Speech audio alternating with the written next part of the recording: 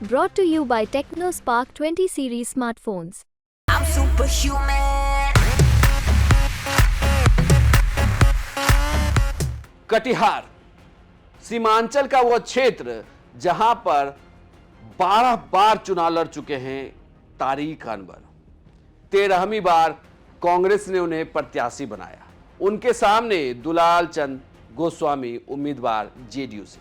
इस बार की पांचों सीट पर जेडीयू की साख दांव पर, यानी कि एक और जेडीयू, दूसरे और कांग्रेस या गठबंधन के दूसरे दल आरजेडी के उम्मीदवार। नमस्कार, प्रणाम, बिहार तक देख रहे हैं आप। मैं हूं आपके साथ इंद्रमोहन। सीमांचल में एक रुझान और सामने आया।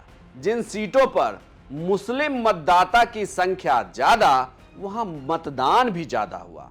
चाहे बात आप किशनगंज की करिए या बात आप कटिहार की करिए, इन सीटों पर मतदान का प्रतिशत राज्य के औसत मतदान प्रतिशत से ज्यादा है।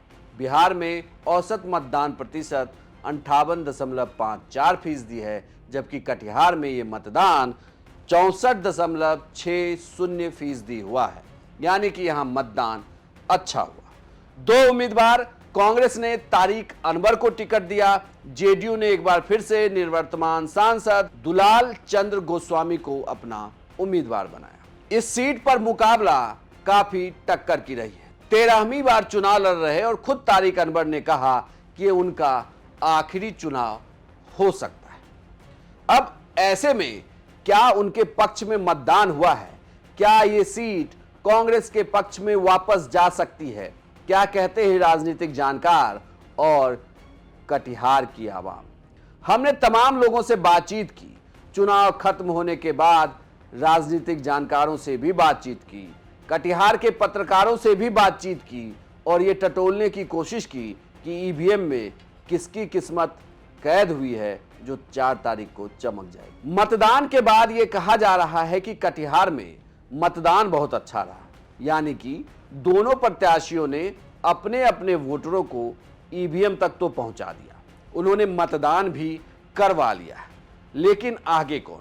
कटिहार में पूरे दिन कहें तो वोट बहुत सही से डलता रहा। एक और रणनीति थी वहां पर कि वोटिंग शुक्रवार को थी, यानी कि जुम्मे की नमाज पढ़ी जानी थी। 2 घंटे 1 बजे से लेकर 3 बजे तक जितने भी मतदान केंद्र थे उस पर पुरुषों की भीड़ नहीं थी, लेकिन महिलाओं की जबरदस्त भीड़ देखी गई।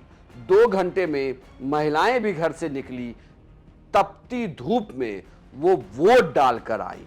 अब ये वोट बदलाव का था या फिर पुराने वालों पर ही भरोसे का था, ये देखना होगा। इतना ही नहीं, कटिहार में चुनाव के दिन आखिरी घंटे में, यानी कि आखिरी 2 घंटे में कहा जा रहा है कि मतदान काफी तेज हुआ। 10 से 12% मतदान सिर्फ आखिरी के 1 घंटे में हुए, यानी कि मतदाताओं को घर से लाया गया है। कोशिश की कार्यकर्ताओं ने कि ज्यादा से ज्यादा वोट डलवाया जा सके। इस सीट को लेकर तमाम राजनीतिक जानकारों की और वोटरों की भी अलग अलग राय रही। हमने जब वहां के पत्रकारों से पूछा, पत्रकारों से चौपाल भी कराई, तो उनका यह कहना था कि इस सीट पर मुकाबले कांटे का। अभी कोई दावा नहीं कर सकता कि सीट आगे जा किसके पास रही है, क्योंकि आखिरी घंटे का मतदान परिणाम बदल सकता है। क्योंकि आखिरी घंटे के मतदान में एक हवा भी उठी, उस हवा के दोनों पहलू हैं।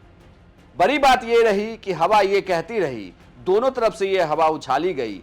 एक पार्टी ने कहा कि दूसरी पार्टी कहीं चुनाव जीत ना जाए, इसलिए आप ज्यादा मत डालिए। दूसरी पार्टी ने कहा कहीं पहली वाली चुनाव ना जीत जाए, इसलिए आप ज्यादा मत डालिए, और इस वजह से मतदान का प्रतिशत भी यहां बढ़ा। लेकिन कहा यह जा रहा है कि आखिरी घंटे के मतदान ही निर्णायक रहे हैं इस सीट पर। हो सकता है कि कांग्रेस के उम्मीदवार तारिक अनवर की किस्मत चमक सकती है, जेडीयू इस सीट को हार सकती है। नहीं तो जेडीयू के पास अगर ये सीट रहती है तो हार जीत का अंतर बहुत बड़ा नहीं रहने वाला है। तो बस इंतजार करिए आप 4 तारीख का, जब फैसले की घड़ी आएगी, उस वक्त फिर बिहार तक आपके साथ होगा और हम आपको बताएंगे कि इस सीट से कौन चुनाव जीत रहा है। तब तक के लिए मुझे दीजिए इजाजत। नमस्कार।